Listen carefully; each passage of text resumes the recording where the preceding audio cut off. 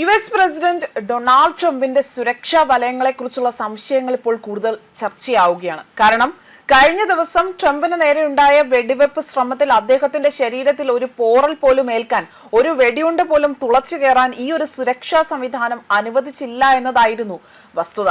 അത് ഏറ്റവും കൂടുതൽ ശ്രദ്ധേയമായ ഒരു കാര്യമാണ്. അതായത് പ്രസിഡന്റിനെ സംബന്ധിച്ച് അദ്ദേഹത്തിന്റെ രഹസ്യ പാലകരാണ് യുണൈറ്റഡ് സ്റ്റേറ്റ് സീക്രട്ട് സർവീസ് എന്നറിയപ്പെടുന്നത്. ഈ ഒരു സർവീസ് മുഖാന്തരം അദ്ദേഹത്തിന്റെ സുരക്ഷ വലിയ രീതിയിൽ ഒരു വലിയ കവചമായി തന്നെ ഇവർ പ്രവർത്തിക്കുകയാണ് ചെയ്യുന്നത്.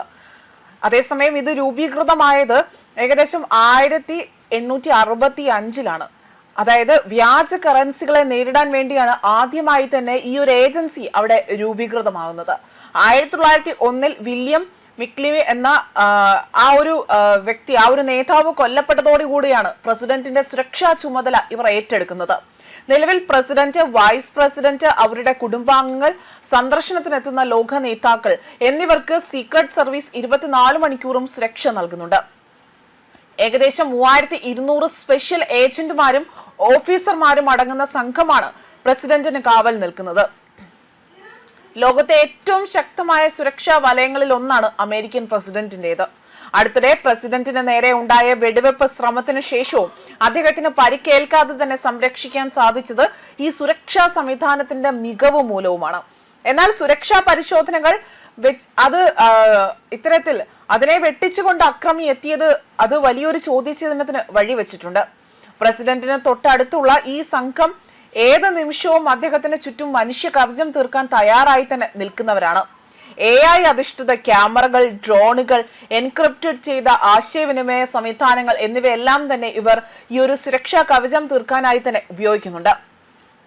പ്രാദേശിക പോലീസ് സേനയുടെ സഹായത്തോടെയാണ് ഇത് പ്രവർത്തിക്കുന്നത്.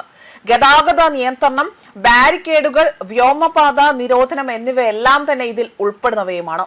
അതേപോലെ തന്നെ FBI, CIA തുടങ്ങിയ ഏജൻസികളുമായി തന്നെ സഹകരിച്ചുകൊണ്ട് തന്നെ ഭീഷണികളെ മുൻകൂട്ടി തന്നെ കണ്ടെത്തുവാനും ഇവർക്ക് സാധിക്കുന്നതാണ്.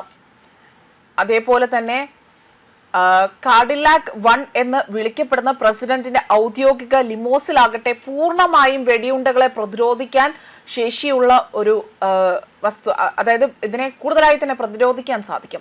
ഇതിനുള്ളിൽ രാത്രി കാഴ്ചയ്ക്കുള്ള സംവിധാനങ്ങളും പ്രസിഡന്റിന് ബ്ലഡ് ഗ്രൂപ്പിലുള്ള രക്തശേഖരവും ഇതിലുണ്ടാകും. അദ്ദേഹം യാത്ര ചെയ്യുന്ന എയർഫോഴ്സ് 1 വിമാനത്തിൽ അതിൽ പോലും ഇത്തരത്തിൽ വലിയ സംവിധാനങ്ങളാണ് ഉൾപ്പെടുത്തിയിരിക്കുന്നത്. ആകാശത്തെ കമാൻഡ് സെന്റർ എന്നറിയപ്പെടുന്ന ഈ വിമാനത്തിൽ മിസൈൽ പ്രതിരോധ സംവിധാനമുണ്ട്.